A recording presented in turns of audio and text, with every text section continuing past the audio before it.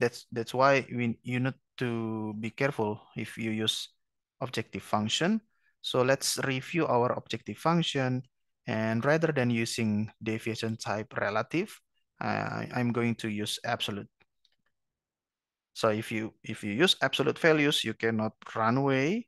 Okay, you will get those two as the best. So let's try. Go back to table and sort the objective function, and there you go. You get 16, the first rank, and 8, the second rank. Okay, so I'm going to use this 16 and 8 as the best. So be careful if you use relative for the deviation, this thing can happen. But if you use absolute, just by the word, it's absolute, then it's absolute. If you're the best, then you're the best. Okay, in oil or in water or in both. All right, you can also go to histogram. You can change the bins, orientation, horizontal or vertical. You can show the values or the percentage. Okay, it's rather slow. You can also show CDF. Okay, currently we are looking at the oil total. Uncheck the CDF. Okay, we can also show parameters from groups or from wells. Okay, we are currently looking at oil total. It comes from groups, it comes from field. Under the total, we have oil total or water total. Okay, so what does it say? It says that, for example, I have several runs, and runs that will give me 600,000 as the water total is 11, the frequency. Okay, the percentage as percentage. Okay, so yeah, if you want to understand more, just read more about histogram, or you can also go to help and check the assisted history matching guide. And the cross plot, yeah, we are currently looking at the field, but let's say we change to objective function and expand this one and go to objective function.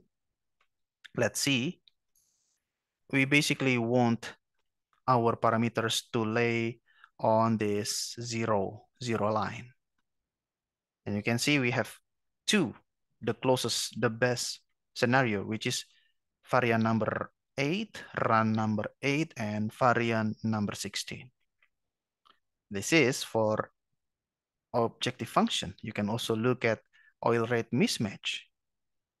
Now for oil rate mismatch, we have contender. Run 2 is quite good. Okay, and run 8 and run 16 quite good. But water rate, everything not very good, but run 2 is good. Run 16 is good. All right. And but for oil total difference, here, somehow, after reviewing the oil total, run 2 is not very good. But run 8 and run 16, they are good. They're close to this zero line. You can do that for other, yeah, if you want to check the wells. If let's say your key well is producer 1 and you want to check the oil rate,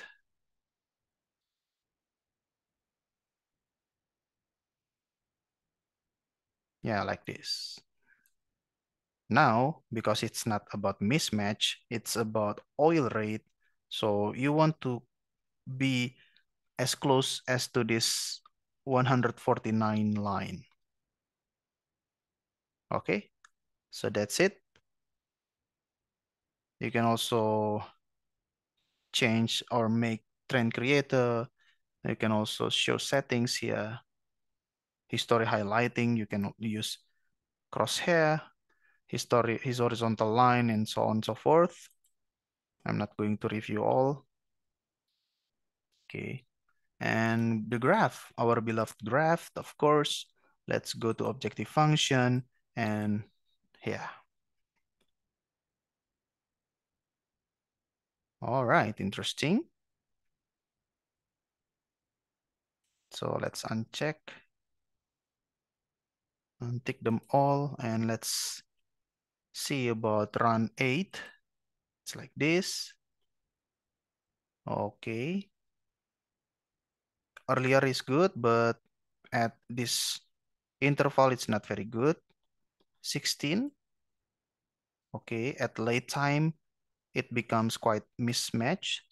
Run 2 is quite good. Okay, so yeah, it gives you high objective function, which is not good. Okay, so yeah, and again, if you want to check for oil total, you can go to oil total like this. What about run 2? Run 2 is actually not quite good for oil total, or also for water total. Okay.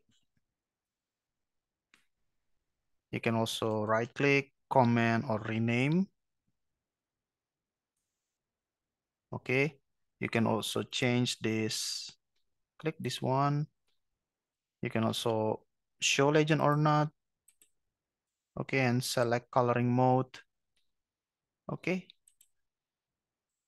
Based on experiment, we only have one experiment, which is experiment 1, Latin hypercube.